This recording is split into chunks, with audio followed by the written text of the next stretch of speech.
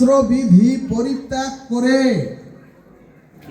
যিনি সকল্পিত অথবা মনোকল্পিত স্বাতন্ত্র স্বেচ্ছাচারী আচরণ করেন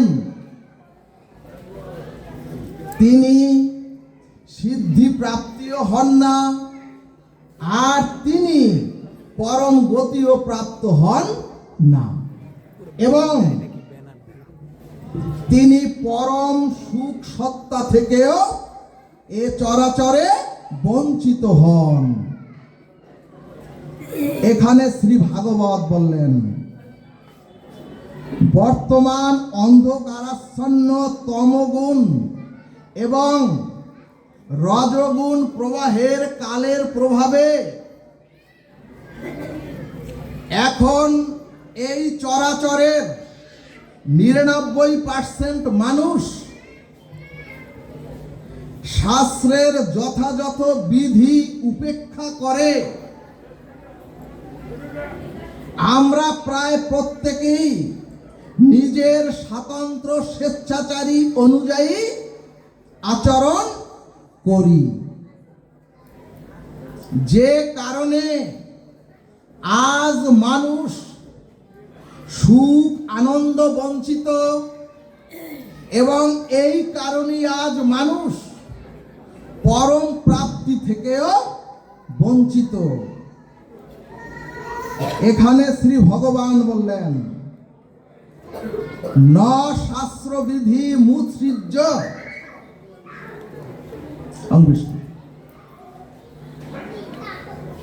সুধীজন, বর্তমানে শাস্ত্র আছে,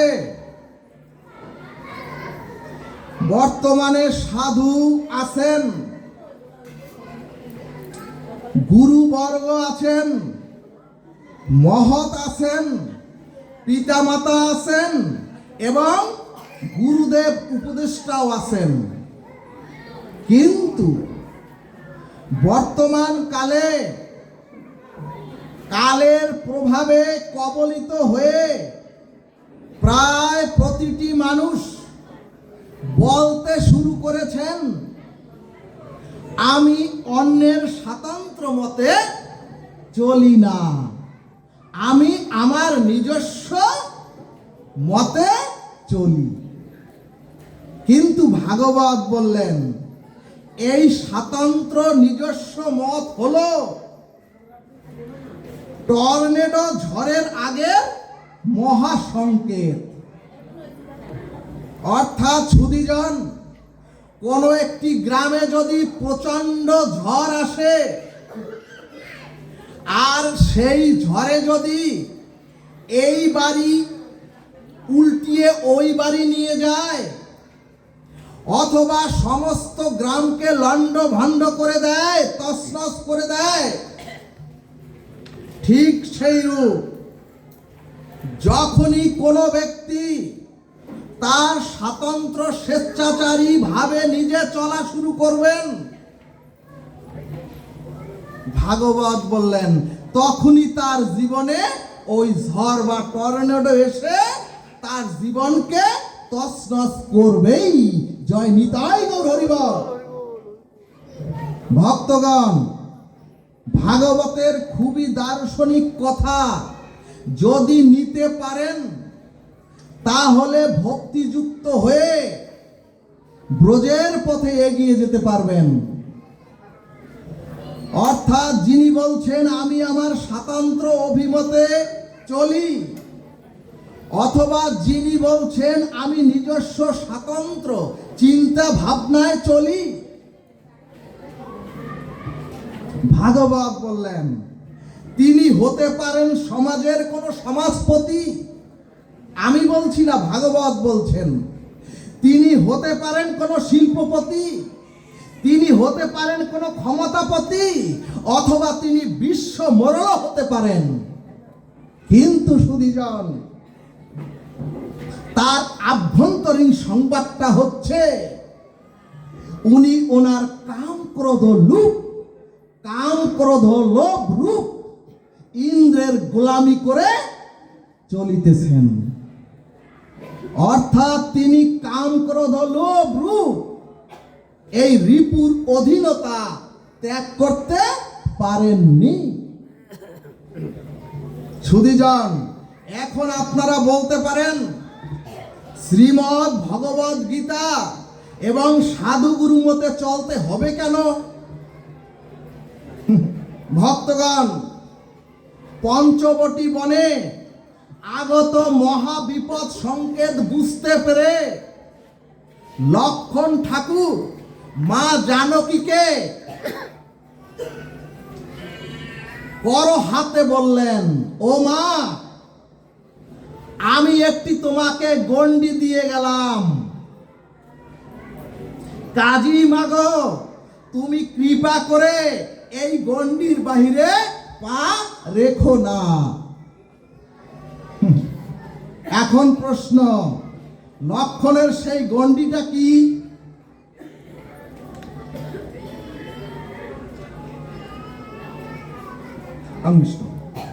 ভক্তগণ,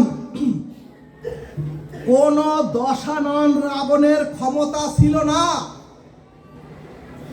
গণ্ডির বাইরে জানকী মা যদি পা না বাড়াতেন, ভক্তিরূপ ওই সীতাকে হরণ করা দশানন রাবণেরও সাধ্য ছিল না। কিন্তু সুধীজন, গণ্ডির বাইরে এক পা দেয়ার সাথে সাথে এক পা ভিতরে ছিল, আর এক পা গণ্ডির বাইরে দেয়ার সাথে সাথে রাবণ তার শক্তিমত্তায় ভক্তিকে বিনষ্ট করে দিলেন, অর্থাৎ সীতাকে হরণ করে নিলেন। কিন্তু সাধুগুরু শাস্ত্রের গণ্ডির মধ্যে থাকলে, কিন্তু জীব যদি সাধুগুরু আর শাস্ত্রের গণ্ডির মধ্যে থাকে, তাহলে কোটি দশাননেরও সাধ্য থাকে না ভক্তি দেবীকে হরণ করা। ভাগবত সিদ্ধান্ত দিলেন, ওগো, লক্ষণের সেই গণ্ডিটাই ছিল শাস্ত্রের বিধি বা মর্যাদা। এরপরে চৈতন্য ভাগবত বললেন, এই রাবণ রূপ অসৎ সঙ্গ আমাদেরকে হরণ করে আমাদেরকে পতনের পথে নিয়ে যাচ্ছে। তার কারণ, আপনি 1 ঘন্টা ধরে যদি এই ভাগবত অমৃত শোনেন, আপনি যদি 10 বছর ধরেও যদি শুধুমাত্র ফল আর দুধ খেয়েও ভজন করেন, আর যদি আপনার মোবাইলে মাত্র 10 মিনিট কুদৃশ্য দর্শন করেন, তাহলে এই ভাগবত অমৃত আর ওই 10 বছরের সাধন ভজনও বিলীন হয়ে যায়। সুধীজন, আমরা গণ্ডি পার হওয়ার প্রতিযোগিতায় প্রত্যেকে এত বার বেড়েছি, অর্থাৎ আমরা এখন শাস্ত্রের নিয়ম ভাঙতে কে কত পারি, এই প্রতিযোগিতায় সনাতনীরা নেমেছি। সুধীজন, এই কারণেই ভাগবত সিদ্ধান্ত দিয়ে বললেন, স্বল্প ধর্মস্য ত্রয়তে মহা ভয়াৎ। অর্থাৎ যদি তুমি মনুষ্য প্রাপ্ত হয়ে এই চরাচরে এসে যদি তোমরা স্বল্প পরিমাণেও কেহ যথাযথ ধর্মকে আশ্রয় করো, ধর্মকে প্রতিপালন করো, তাহলে মহাভয় হতে গোবিন্দ গুরুদেব পরিত্রাণ করবেন। জয় নিতাই গৌর হরিবল। এই কারণে কৃষ্ণ দ্বৈপায়ন বেদব্যাস পঞ্চম বেদ মহাভারতে কৌরব আর পাণ্ডবদের সম্মুখে এনে জগৎকে জানালেন, যিনি ধর্মকে রক্ষা করেন, ধর্ম তাকেই রক্ষা করেন। এবং আপনারা দেখেছেন, অত্যন্ত সংকটাপন্ন পরিস্থিতিতেও পাণ্ডবদের বিনাশ করা যায়নি। আরো মধুর কথা হলো, ভগবান পঞ্চ পাণ্ডবদের সাথে ছায়ার মতো মিশেছিলেন। এখন প্রশ্ন আসবে, পঞ্চ পাণ্ডব কে কে? পঞ্চ পাণ্ডব তো আমরা শুনেছি, পঞ্চ পাণ্ডব কারা? সুধীজন, এখানে যুধিষ্ঠির মহারাজ হচ্ছেন ধর্মের স্বরূপের প্রকৃষ্ট রূপ। মহাভারতের ভীম হচ্ছেন ধর্মযুক্ত বল। ভালোভাবে বুঝতে হবে, অধর্মের বল নয়। ভাগবত বললেন, ওগো, ধর্ম, ন্যায়, সত্য, আদর্শের বলের প্রতীক হচ্ছেন ভীম। সুধীজন, অর্জুন হচ্ছেন জীবাত্মার প্রতীক।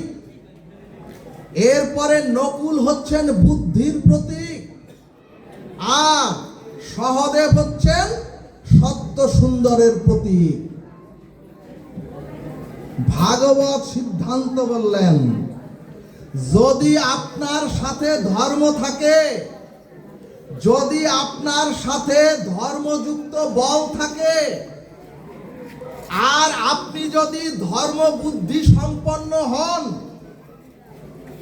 এবং যদি আপনার ভিতরে এই ধর্মীয় শুদ্ধতা আর সদাচার থাকে, তাহলে সেই জীব সত্তার ভার স্বয়ং ভগবান নিজে গ্রহণ করেন। জয় নিতাই গৌর হরি বল। এরপরে মহাভারতের নিগুরু তত্ত্ব হলো, পঞ্চ পাণ্ডবদের সাথে আরেকটি শক্তি ছিল, এবং যে শক্তিযুক্ত না হলে পঞ্চ পাণ্ডবের প্রতি ভগবান এত আকৃষ্ট হতেন না। সুধীজন, সেই শক্তিটাই হচ্ছে দ্রৌপদী বা পাঞ্চালী। ভক্তগণ, মহাভারতের শাস্ত্রের দ্রৌপদীর আবিধানিক অর্থ হলো দয়া, দ্রৌপদীর আবিধানিক অর্থ হলো করুণা। ভক্তগণ, আমাদের দেহের মধ্যে আছে বৃন্দাবন। ওই ভৌম বৃন্দাবনের কথা বলেন নাই, ওই মন্দিরের কথা বলেন নাই, এই দেহ মন্দিরের কথা বলেছেন। দেহ মন্দিরের এই বৃন্দাবনের কথাই বলেছেন। এই দেহের মধ্যেই আছে ভক্তির যমুনা প্রবাহমান, এবং এই দেহের মধ্যেই আছে কৌরব আর পাণ্ডব, দুই পক্ষই আছে মনুষ্য দেহের এই শরীরে। ও মাগো, তাহলে দ্রৌপদী হলেন করুণা বা দয়ার প্রতীক। এখানে ভাগবত সিদ্ধান্তে বললেন, যদি আপনার সাথে ধর্ম থাকে, আপনি খুব বড় ধার্মিক, কিন্তু যদি আপনার মধ্যে দ্রৌপদী রূপ দয়া করুণা না সংযুক্ত থাকে, তাহলে ওই ধর্মে আপনার জীবনে মঙ্গল প্রতিষ্ঠিত হবে না, সেই ধর্মে আপনার মঙ্গল বা কল্যাণও হবে না। এরপরে ধরুন, আপনার মধ্যে শুদ্ধ সাত্ত্বিক ধর্ম বল আছে, কারণ আমরা তো সকলেই শক্তিশালী, কিন্তু যদি সেই বলের সাথে দয়া করুণা সংযুক্ত না হয়, তাহলে আপনার সত্য সুন্দরকে আপনি আমি প্রতিষ্ঠা করতে পারবো না। এরপরে যদি আপনার সুমেধা, আপনি অনেক জ্ঞানী হন, ডক্টরেটও হন, এমনকি আপনার মধ্যে যদি সুন্দর, খুব সুন্দরতাও থাকে, তাহলে আপনি প্রকৃত সুন্দর নন, যদি আপনার সাথে ওই সুন্দরের সাথে দয়া করুণা যুক্ত না হয়।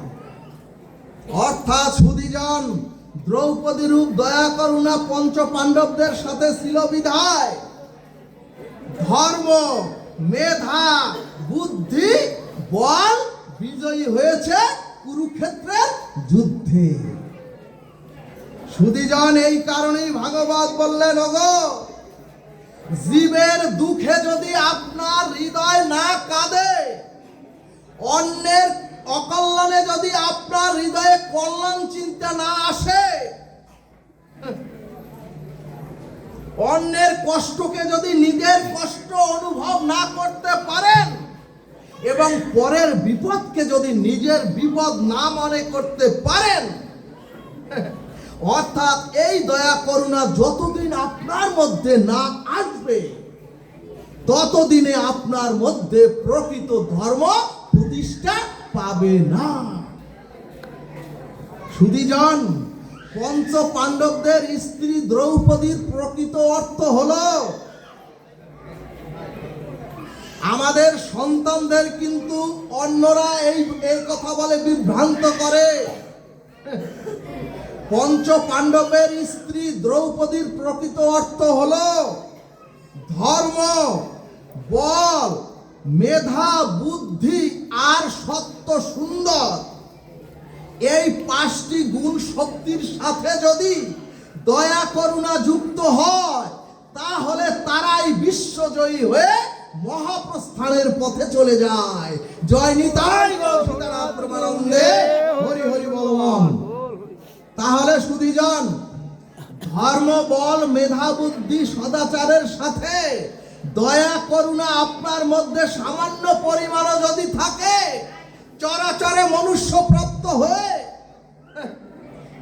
ভাগবত বললেন, তাহলে তোমাকে ভগবান গ্রহণ করে ব্রজের তোমাকে নিয়ে যাবে।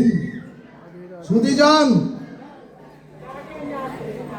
এবং এই কারণেই ভাগবত বললেন, ওগো শুধু সনাতনীদের না, মুসলিমদের না, বুদ্ধিস্টদের না, খ্রিস্টানদের না, সবাই বললেন সাধু সঙ্গ, সাধু সঙ্গ সর্বশাস্ত্রে কয়। অর্থাৎ এই কথাগুলি সাধু মুখে হরি কথা শ্রবণ করতে হবে। অর্থাৎ আমার মতো মাদৃশ, আমার মতো অভাজনের মুখে হরি কথায় আপনাদের কোনো কল্যাণ হবে না, কিন্তু শুদ্ধ সাধু মুখে হরি কথা শুনলেই কল্যাণ হবে। এজন্যই শ্রী শ্রী ঠাকুর অনুকূল চন্দ্র বললেন, ওগো সাধু হও, সাধু সেজো না। ভাগবত বললেন, ওগো এই যে সাধু, সাধু কোনো ব্যক্তি বা রূপ নয়, সাধুত্ব হলো একটা ভাব, সাধুত্ব হলো একটা ভাব। অর্থাৎ বাহিরের এই মালা তিলক ধুতির রূপে, এই যে ধুতি, এর রূপে কোনো সাধুত্ব নয়, সাধুত্ব হচ্ছে একটা ভাব। এখানে ভক্তি সন্দর্ভ দৃষ্টান্তে বললেন, আপনি যদি মনোরম একটি গাছের নিচে বসেন, এরপরে যদি ওই বৃক্ষের ডাল, ওই বৃক্ষে উঠে যদি ডাল ভাঙেন, ওই বৃক্ষে উঠে যদি ওই বৃক্ষের ফল গ্রহণ করে খান, এরপরে যদি ওই বৃক্ষের ছায়াতে আপনি বসেন, ভক্তগণ, ওই বৃক্ষ আপনাকে বাধা প্রদানও করেন না, এবং ওই বৃক্ষ সমস্ত কিছু তার বিলিয়ে দেওয়ার জন্যই উনি এই চরাচরে প্রকাশিত হয়েছেন। এরপরে চৈতন্য ভাগবত বললেন, স্রোতস্বিনী নদী তার জল পাত্র অপাত্র বিবেচনা না করেই অকাতরে নদী সব জল তার বিলিয়ে দেন সবার তরে। ভাগবত সিদ্ধান্তে বললেন, ওগো সাধুর মূল লক্ষণ হলো সাধুর জীবন যৌবন ওই বৃক্ষের মতো, সাধুর নিঃশ্বাস প্রশ্বাস এবং সাধুর সমস্ত কর্ম যদি জগতের হিত আর কল্যাণের জন্য ব্যয় হয়, তিনি হলেন প্রকৃত সাধু। এরপরে হরিভক্তি বিলাস বললেন, ওগো কোনো প্যান্ট শার্ট পরা লোকের ভাবও যদি, ওগো সমাজের চরাচরের কোনো প্যান্ট শার্ট পরা লোকের ভাবও যদি জগতের মঙ্গল, সকলের হিত আর কল্যাণ হয়, সে হলো প্রকৃত সাধু।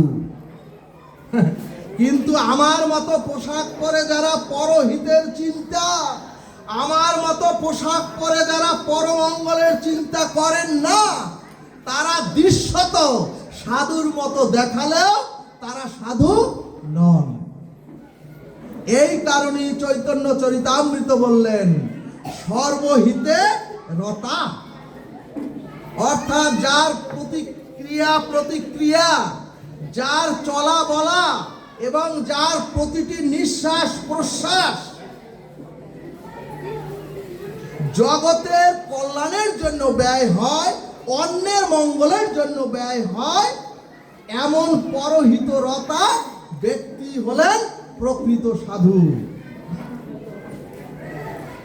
এরপরে শ্রীমদ্ ভগবদ গীতায় ভগবান 11 অধ্যায়ে বিশ্বরূপ দর্শন যোগে 54 নম্বর শ্লোকে বললেন, জ্ঞাতুম দ্রষ্টুম চ তত্ত্বেন প্রবিষ্টুম চ পরন্তপ। অর্থাৎ শ্রী ভগবান বললেন, প্রথমে আমাকে তোমরা জানো, জানার পরে তোমরা আমাকে দর্শন করো, আর সর্বোপরি তোমরা তোমাদের অপরাক্ষ অনুভূতির দ্বারা আমার মধ্যে তোমরা প্রবেশ করো। এখানে ভাগবত সিদ্ধান্তে বললেন,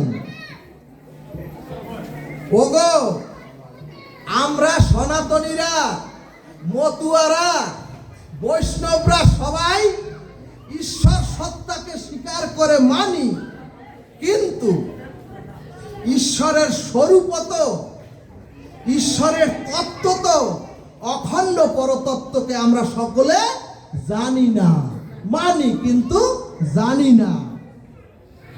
এখানে ভাগবত শাস্ত্র বললেন ঈশ্বর হচ্ছেন এই অনন্ত বিশ্ব ব্রহ্মাণ্ডের সকল অণু পরমাণুতে ব্যাপ্ত স্থিতি এবং বর্তমান। সুধীজন, আর ঈশ্বর বা পরমাত্মার স্বরূপ হলো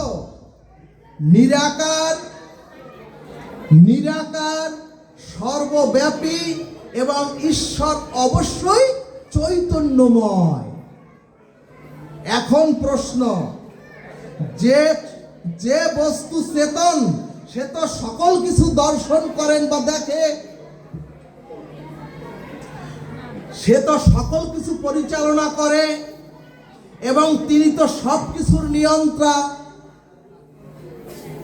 এখানে গীতা শাস্ত্র বললেন স্থানং নিধানং বীজং অব্যয়ম, অর্থাৎ ভগবান বললেন আমি হচ্ছি সমস্ত সৃষ্টির অব্যয় বীজ। সুধীজন, এখানে ভাগবত বললেন যিনি সৃষ্টি করেন, যিনি প্রতিপালন করেন, যিনি সমস্ত কর্মের সাক্ষী স্বরূপ। সুধীজন, আমরা যদি ঈশ্বরকে এভাবে জানতাম, আর যদি আমরা শাস্ত্রীয় শুভ মঙ্গল সৎকর্ম করতাম, তাহলে আমাদের গৃহে নরক যন্ত্রণা হতো না, আমরা সকলে অবশ্যই শুভ ফল পেতাম। কিন্তু আর যদি কেউ গর্হিত, অমানবিক, অশাস্ত্রীয় কর্ম করেন, তিনি অবশ্যই তার জন্য সেই কর্মফল ভোগ করতে হবে। তাহলে সুধীজন, আমরা যদি সত্যি এভাবে জানতাম ভগবানকে ঈশ্বর সাক্ষী স্বরূপ এবং সমস্ত কর্মের নিয়ন্ত্রণ হচ্ছে ভগবান, তাহলে আমাদের দ্বারা এই সমাজে কোনো অশাস্ত্রীয় গর্হিত কর্ম হতো না। তার মানে যারা আমরা বলছি আমরা ঈশ্বরকে জানি, তাহলে তিনি প্রকৃত ঈশ্বরকে জানেননি। ভক্তগণ, ঈশ্বরকে জানা মানি চেতন সত্তারূপ তত্ত্বকে জানা। আর যদি কেউ চেতনকে জানে, যদি কেউ তত্ত্বকে জানে, তাহলে এই চরাচরে মনুষ্য প্রাপ্ত হয়ে তার দ্বারা আর অশাস্ত্রীয় কর্ম, স্খলিত কর্ম কোন রকম করা সম্ভব নয়। জয় নিতাই গৌর হরিবল। সুধীজন, এখানে ভগবানকে জানার একটা দৃষ্টান্ত দিলে ভাগবত। এই যে বিদ্যুতের তার, এই বিদ্যুতের তার যদি কোথাও লিকেজ থাকে, আর যদি কেউ এসে সেই লিকেজ স্পর্শ করে সে মাটিতে পড়ে যদি ছটফট করে, তাহলে এই লিকেজে আর কেউ জেনে শুনে হাত দেবে না। তার কারণ আমিও যদি এই লিকেজে হাত দেই, তাহলে আমিও বিদ্যুৎ স্পৃষ্ট হয়ে ছটফট করব। এরপরে চৈতন্য ভাগবত বললেন, একজন বুভুক্ষ ব্যক্তিও যদি দৃশ্যমান তার খাদ্যের মধ্যে আপনি বিষ মিশ্রিত করে দেন, তাহলে একদম বুভুক্ষ ব্যক্তি হলেও ওই বিষ মিশ্রিত খাদ্য সুস্বাদ্য হলেও জেনে শুনে কেউ খাবে না। তার কারণ ওই খাদ্যে বিষ মিশ্রিত আছে। কিন্তু আমরা সকলে জেনে শুনে বিষ করেছি পান। এরপরে ভাগবত বললেন, ওগো, একটি উর্বর শস্য খেতে কাটার বীজ বপন করে যদি আপনি ভাবেন আমি ওই বপনকৃত কাটার বীজ ক্ষেত্র থেকে সুগন্ধি রজনীগন্ধা চাই।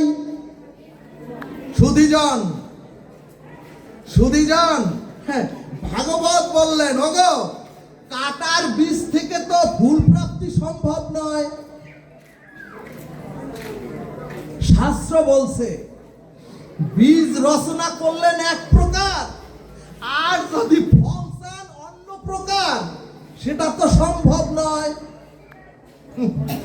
অর্থাৎ আপনি অশাস্ত্রীয় দুষ্কর্ম করে যদি ফসল চান, কল্যাণ আর সুখ শান্তি, আপনি অশাস্ত্রীয় কর্ম করে, দুষ্কর্ম করে, স্খলিত কর্ম করে চান সংসারে শান্তি মঙ্গল, সে তো সম্ভব নয়। ভাগবত বললেন, কাটার বীজ বপন করেছেন তো ফসল অন্য রকম চাইলে তো চলবে না।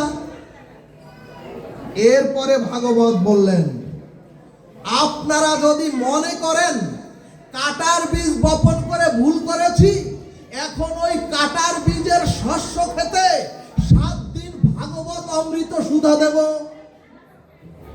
আর ওই গঙ্গার জল ট্রাকে করে এনে ওই শস্য ক্ষেতের মধ্যে গঙ্গার জল দিয়ে শস্য ক্ষেতকে ডুবিয়ে দেব, তবুও আমি ওই কাটার বীজ থেকে ফুল ফল চাই। সুধীজন, এরপরও যদি মনে করেন আরেকজন, না, এই হরি কথায় হবে না, গঙ্গা জলে হবে না, 7 দিন এখানে হরি নাম দেব, হরে কৃষ্ণ মহামন্ত্র দেব। সুধীজন, ভাগবত বললেন, ওগো, যত হরিনাম করো, যত গঙ্গা জল সিঞ্চন করো, যত ভাগবত অমৃত কথা শ্রবণ করো, কাটার বীজ থেকে তো সুগন্ধি ফল হবে না। ভাগবত বললেন, আদৌ সম্ভব নয়। ভক্তগণ, শাস্ত্র বললেন, কাটার বীজ ক্ষেত্রে গঙ্গা জল হরিনাম ভাগবত পাঠ দিলে ওই ভূমির বাতাবরণটা শুদ্ধ হবে, কিন্তু কাটার বীজ থেকে তো ফুল ফল হবে না। ঠিক তেমনি আপনার আমার জীবনে যা যা কর্ম করিতেছি, যা যা কর্ম করছি, সেই অর্থাৎ যে রকম বীজ বপন করিতেছি সেরকমই ফল আমরা পাব। এজন্যই ভাগবত বললেন, ওগো ওই সত্য ত্রেতা দাপর কলি, ওই যে যুগ ওগো মানুষের মধ্যেই সকল কাল বিরাজ করে। এমন কেউ ভাববেন না যে সত্যযুগ ধ্বংস হয়ে ত্রেতা যুগ হয় না। ত্রেতা যুগ ধ্বংস হয়ে তারপর দাপর কলিও হয় না। যদি হতো,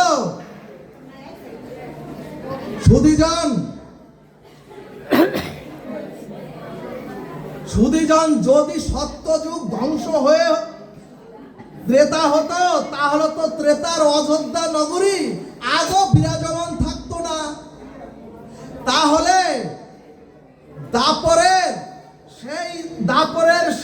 দাপর যদি শেষ হয়ে যেত সুধীজন, তাহলে দাপরের ওই যমুনা এখনো বৃন্দাবনের পাশে প্রবাহমান যমুনাও থাকতো না, আর গিরি গোবর্ধনও থাকতো না। সুধীজন, মানুষের মধ্যেই সত্য ত্রেতা দাপর কলি এই চারটি যুগ নিহিত আছে।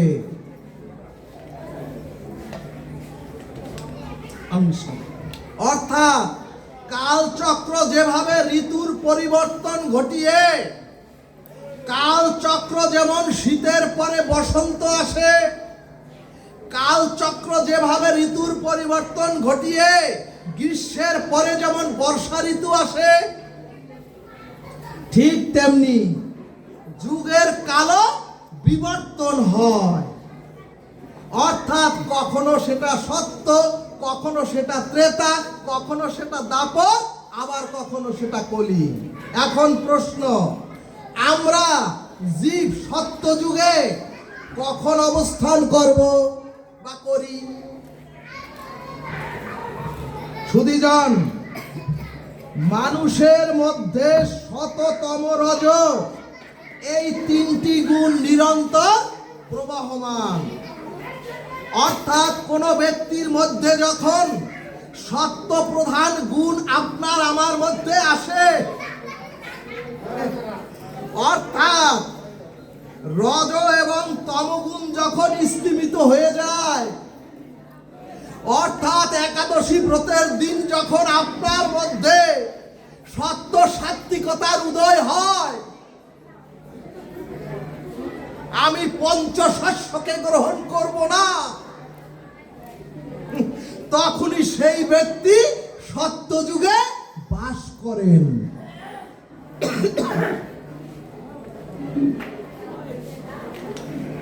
সুধীজন,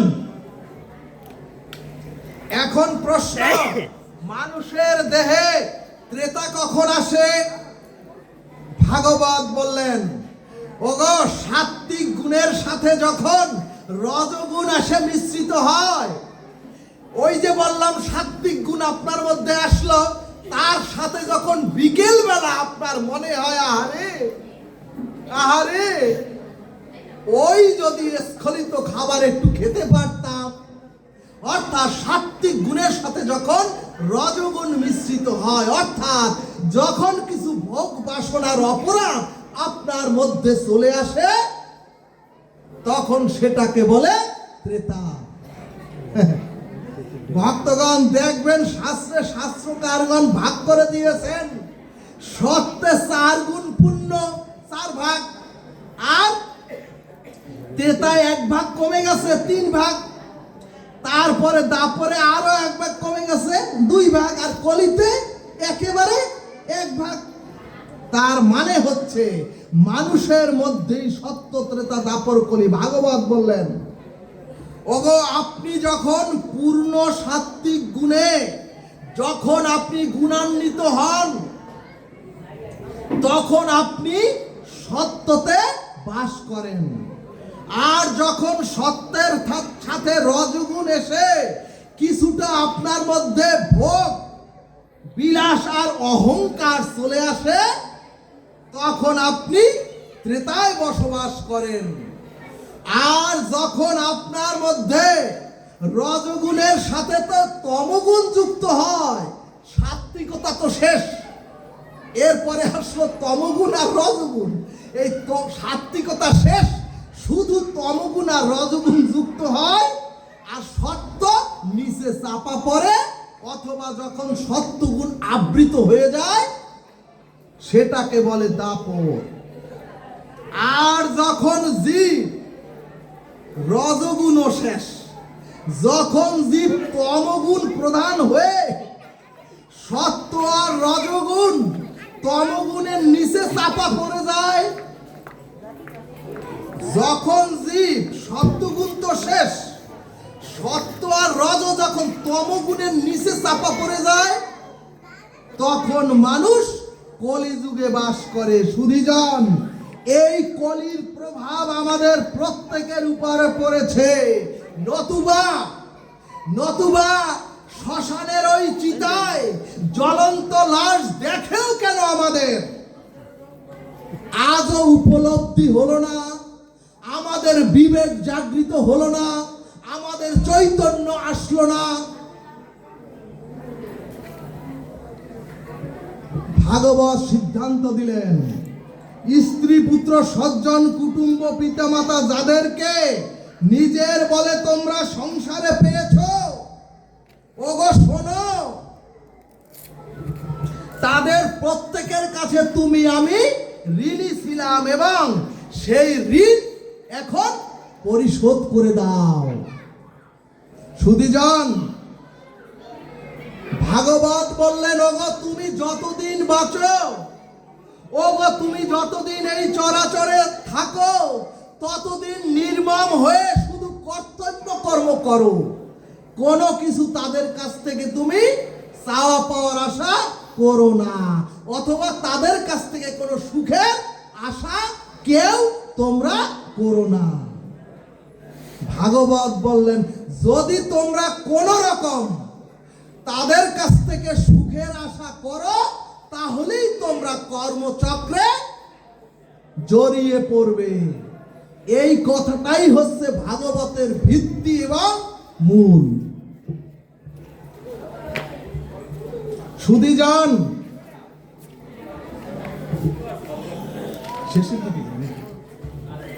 শুধিজন, যদি কর্মের রহস্যটা না জানেন, শুধিজন, যদি কর্মের রহস্যটা না জানেন, আমরা তো চিরমুক্তি কেউ পাবো না। শুধিজন, বললে কষ্ট পাবেন। গুরু কৃপা হলে ইষ্ট কৃপা হয়ে যায়, ভগবানের কৃপা হয়ে যায়, কিন্তু গুরু কৃপা ইষ্ট কৃপা দুইটা ভেস্তে যায় যদি আত্মকৃপা না হয়, নিজের প্রতি নিজের কৃপা না হয়। কোন গুরুতেও কাজ হবে না, ভগবানেও কাজ হবে না। আবার আত্মকৃপা তিনটা কৃপার উপরে নির্ভর করে,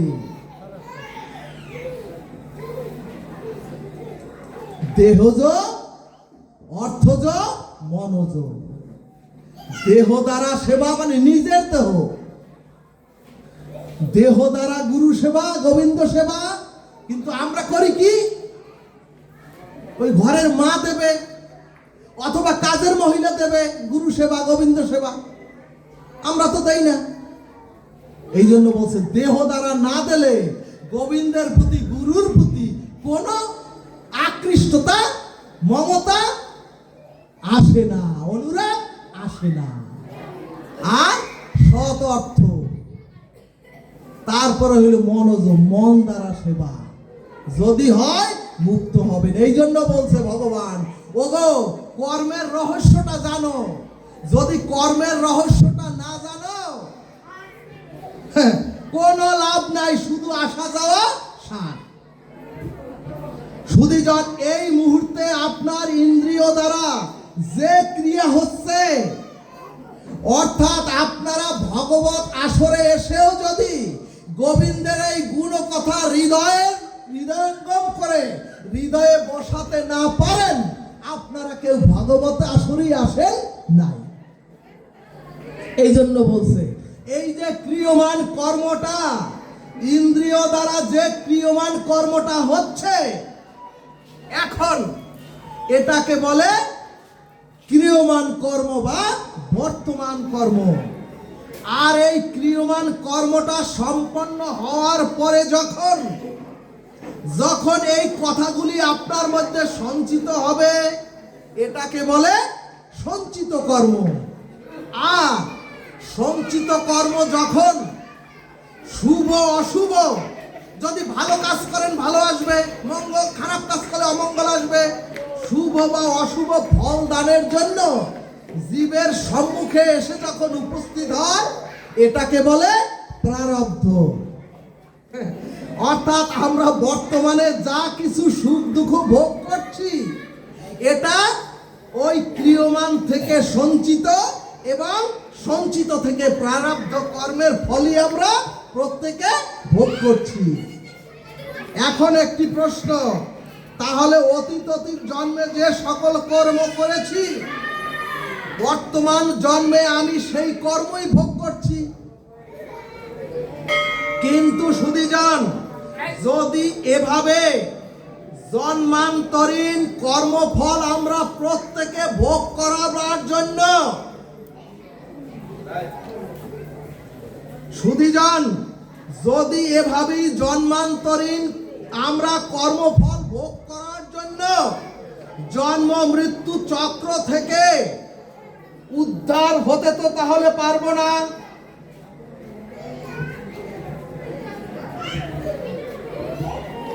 এখানে ভাগবত একটি অপূর্ব সুযোগ দিয়ে বললেন, ওগো, এই মনুষ্য জন্ম ব্যতীত যত জন্ম এই চরাচরে আছে, অর্থাৎ জলচর, উভয়চর, স্থলচর, সেই সব প্রাণীগুলো শুধু তাদের অতীত প্রারব্ধ ভোগ করবার জন্যই তারা এই চরাচরে এসেছেন।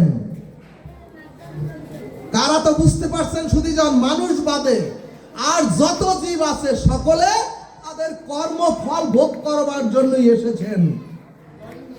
কথাটা কি বুঝাতে পেরেছি ভক্তগণ? মানুষ ব্যতীত পৃথিবীতে যত প্রাণী আছে তারা তাদের পূর্ব জন্মকৃত কর্মফলের জন্যই ভোগজনি প্রাপ্ত হয়ে এই চরাচরে জন্মেছেন, শুধুমাত্র ভোগ করবার জন্যই। কিন্তু একমাত্র মানুষকে ঈশ্বর সুযোগ দিয়ে বললেন, ওগো, তোমার অনন্ত অতীত জন্মের প্রারব্ধ কর্মফল ভোগ করতে করতে, ওগো, তোমরা তো চরাচরে এসেছো, এসে দুঃখ কষ্ট সংসারের জ্বালা যন্ত্রণা রোগ ব্যাধি ভুগতে ভুগতে বর্তমানে যে সময়টা তোমরা পেয়েছো মনুষ্য জন্ম, ওগো, তোমরা যদি এই মনুষ্য জন্মটা যদি তোমরা সৎ কর্মে হরি ভজনে ভগবত ভজনে কাজে লাগাও, তাহলে তোমরা এই বর্তমান জন্মে তোমাদের এই সৎ কর্মের দ্বারা তোমরা উদ্ধার হয়ে যাবে। জয় নিতাই গৌর হরিমা। ও মাগো, কথাটি পরিষ্কার হলো না।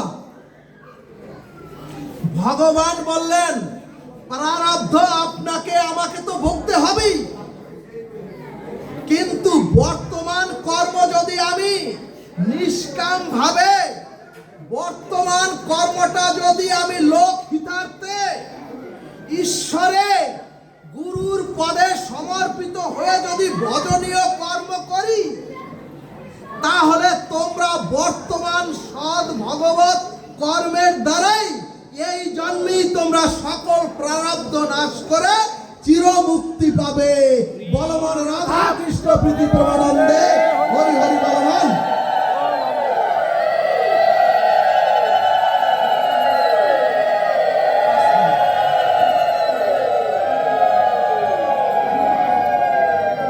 সুধীজন, আর একটু কথা বলি আমি পাঠ বিশ্রামে যাব।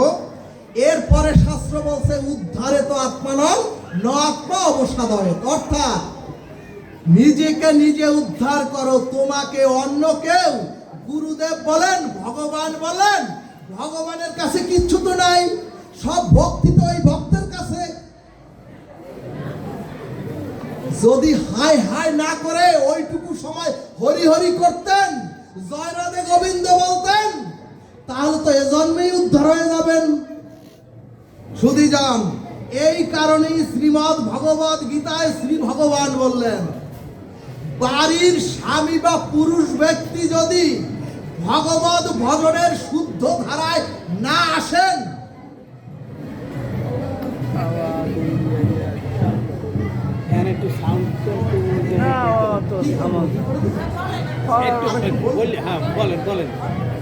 কোনটা যাইয়ে নেবে?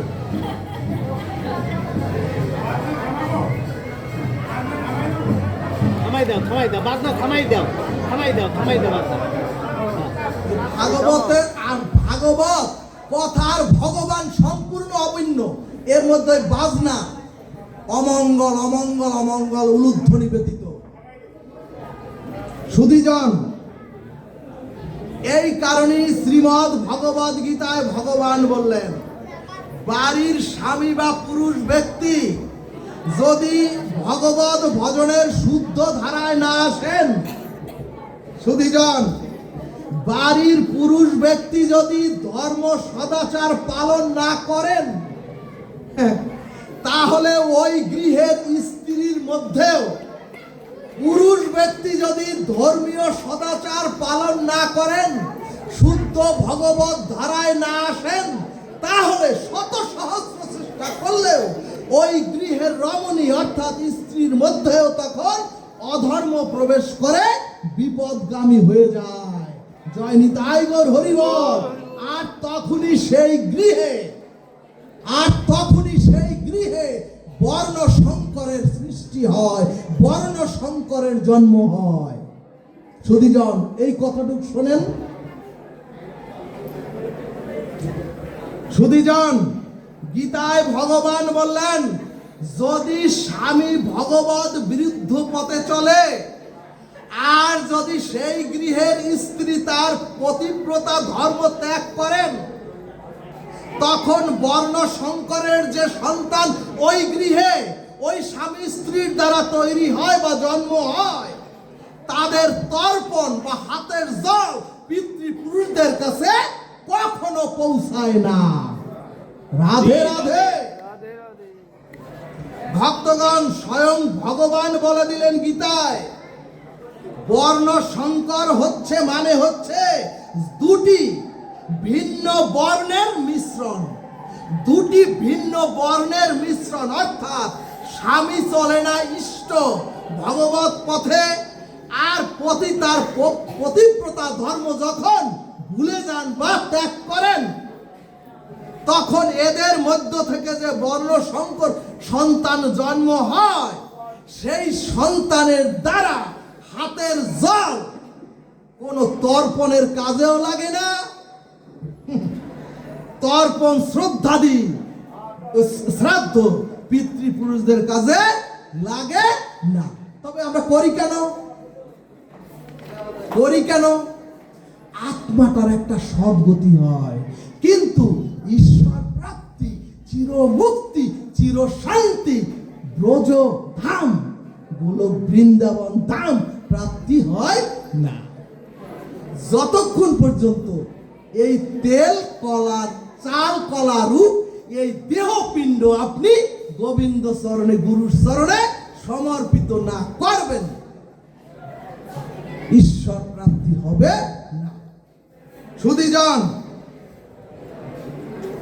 এরপরে সনাতন শাস্ত্রের রতি শাস্ত্র বললেন, যে মায়েদের জন্য বলবো, সুধীজন, একটি সন্তানকে পৃথিবীতে আনতে হলে যদি ব্রহ্মচর্য স্বামী স্ত্রী পালন না করে, যদি জয় রাধে গোবিন্দ নাম স্মরণ মনন না করে যদি একটি সন্তান পৃথিবীতে আসে, সেই সন্তান কখনোই সেই সন্তান পিতামাতার অবাধ্য হয়ে এই চরাচরকে কলুষিত করবে। সে পথভ্রষ্ট হয়ে অধার্মিক হবে। এই কারণেই রতিশাস্ত্র বললেন, মাগো ভালোভাবে শুনবেন, আমাদের মনে রাখতে হবে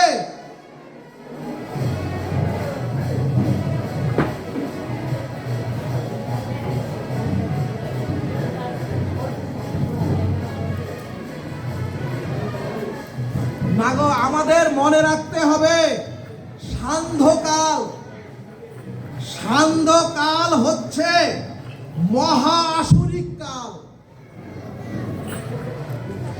এই সন্ধ্যাকালে কখনো উচ্চ শব্দে টিভি চালানো যাবে না, সন্ধ্যাকালে কখনো বিছানায় শয়ন করা যাবে না, সন্ধ্যাকালে কখনো কিছু গ্রহণ করা যাবে না।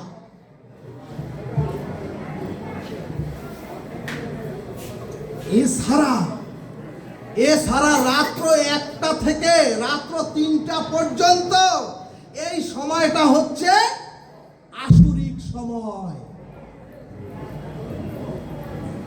সুধীজন, এবং রাত 2টা থেকে রাত 3টা পর্যন্ত হচ্ছে অতি আসুরিক সময়। তাহলে সুধীজন, সন্ধ্যাবেলা হচ্ছে মহাসুরিক কাল, রাত্র 1টা থেকে 2টা পর্যন্ত আসুরিক কাল, 2টা থেকে 3টা পর্যন্ত অতি আসুরিক কাল। অর্থাৎ সনাতন শাস্ত্র সিদ্ধান্ত দিলেন, তোমরা যদি সান্ধ্যকাল অথবা রাত্র 1টা হতে রাত্র 3টার মধ্যে তোমরা যদি স্বামী স্ত্রী সন্তান ধারণে প্রবৃত্ত হও, তাহলে তোমাদের ওই সন্তান অসুর মনোগত সন্তান হয়ে এই পৃথিবীতে অনাচার সৃষ্টি করে অধর্ম করে তোমাদেরকে নরকগামী করে দেবে। জয় নিতাই গৌর হরিবল। এজন্যই সনাতনের রতিশাস্ত্র বললেন, সন্তান ধারণের উৎকৃষ্ট সময় হচ্ছে রাত্র 9টা হতে 12টার মধ্যে। ও মাগো, ভাগবত আচার্যগণ সিদ্ধান্ত দিলেন, তোমরা রাত্র 9টা হতে রাত্র 12টার মধ্যে সন্তান ধারণে যদি প্রবৃত্ত হও, তাহলে সেই সন্তানই তোমাদের এ সমাজে তোমাদেরকে সাধু বৈষ্ণব হয়ে তোমাদের কি উদ্ধার করবে।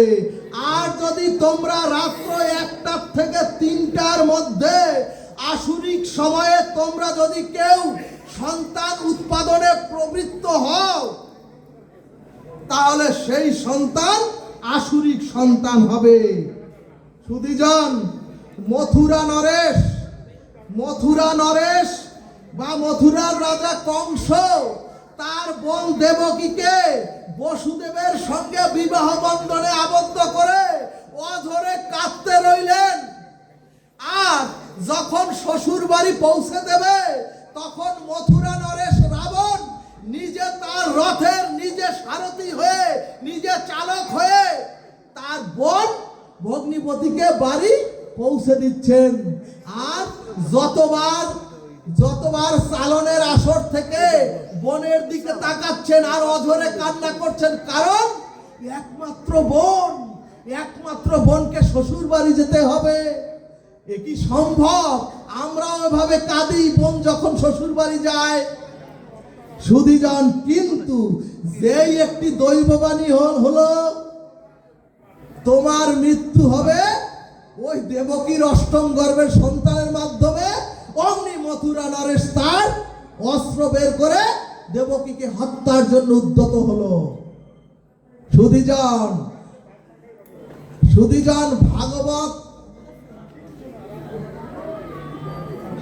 ভাগবত সংসারকে চিনিয়ে দিচ্ছেন, ওরে এই হলো সংসার, এই হলো সম্পর্ক।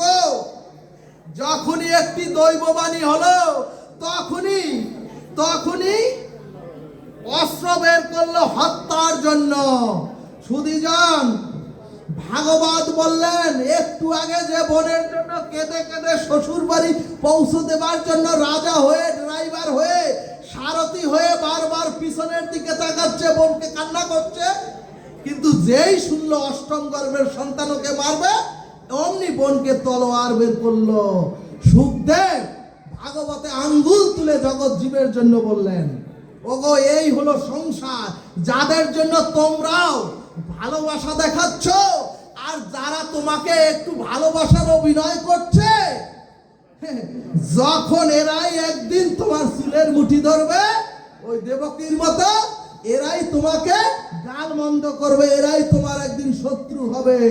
এই কারণেই গীতার সিদ্ধান্ত হলো জ্ঞান, কর্ম, যোগ, ধর্ম আর এই যে ভক্তি, সব পথের সার পথ হলো সর্বধর্মান পরিত্যাজ্য মামেকং শরণং ব্রজ অহং তাং সর্বপাপেভ্য মোক্ষয়িষ্যামি মা শুচি। অর্থাৎ সব কিছু বাদ দিয়ে এই যে এতক্ষণ যা বললাম, এই জ্ঞান, কর্ম, ধ্যান, ধর্ম, ভক্তিও বাদ, সব ধর্মবাদ, পরম ধর্ম ভগবত চরণে আমরা সকলে সমর্পিত হব। বলমন রাধা কৃষ্ণ প্রীতি প্রেমানন্দে হরি হরি বল।